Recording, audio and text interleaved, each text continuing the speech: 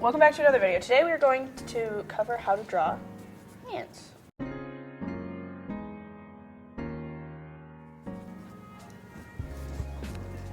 So grab your best pencil,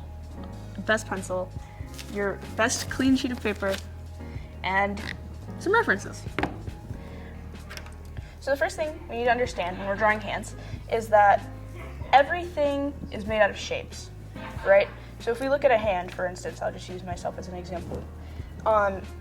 We notice that it has a boxy shape to it. And my pencil just broke. See? So yeah, we start with a boxy shape because that's the main shape we see in the hand. I like to put it a little bit further and add the thumb space. So like this bulb right here.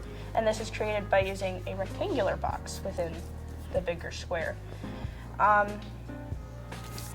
This shape is one of the most important parts of understanding the hand, as well as understanding the shape in 3D space. So this isn't just a square and rectangle, this is a box within a box.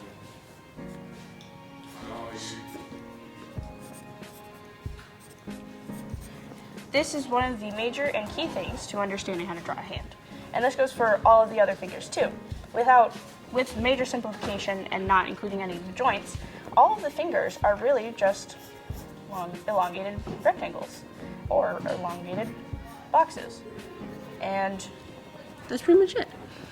From here, after you understand the basics of drawing shapes and perspective and boxes, you can move on to practicing with references and breaking down bigger hands.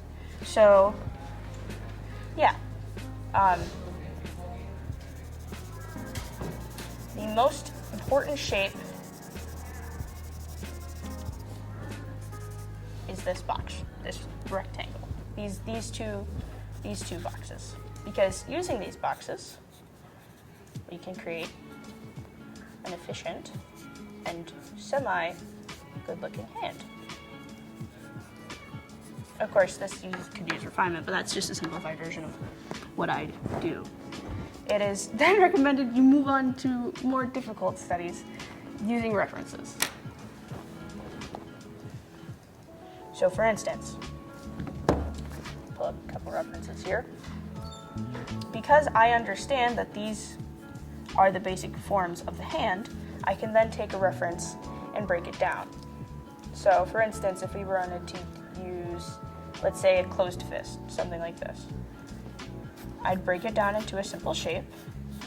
I can see that this box here represents this portion of the thumb and therefore is movable.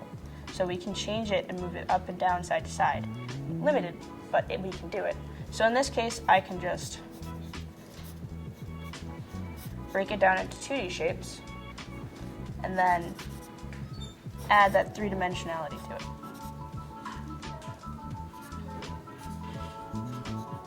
And then, going off of this, we bring into the fingers. So the fingers are basically the same thing. They're rectangles. They're just rectangles. You could draw them three-dimensionally. You can change them without their joints. They are just rectangles. When it comes to joints, I like to think of the fingers in twos.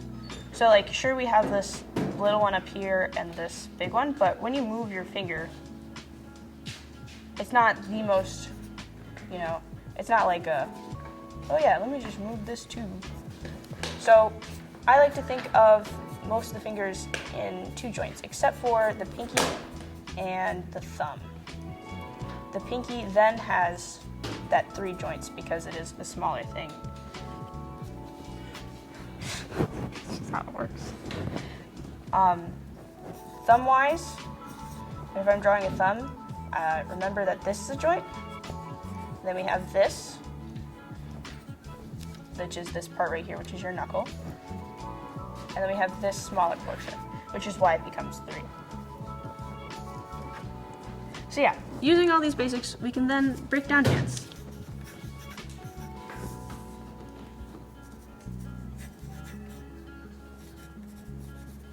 and when we break down any reference we want to apply, anything we might have learned. Personally, if I'm really struggling with something, I prefer to break it down and then try to twist it, because it helps me understand the forms better.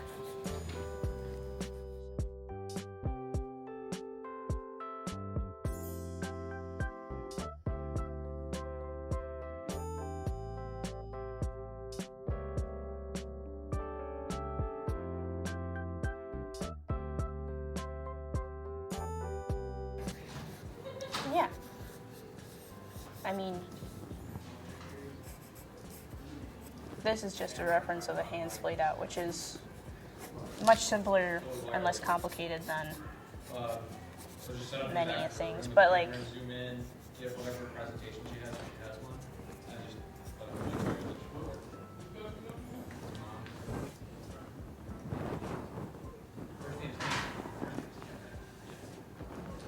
okay. So let's do a more difficult one where the hands and the fingers aren't facing the camera directly. So we're going to bring in this box, and then here's where it's important to understand our 3D shape. So the hand is pointing downwards like this and away from our viewing. So we can't see these two fingers, and the thumb, our box thumb, is creating this ridge line that's a downward tilt.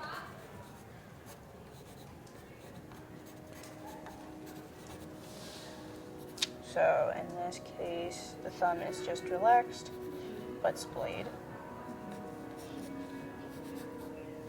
And same with these fingers, so you actually wouldn't see this. It creates a curve, but you can just use it as a straight line. So yeah.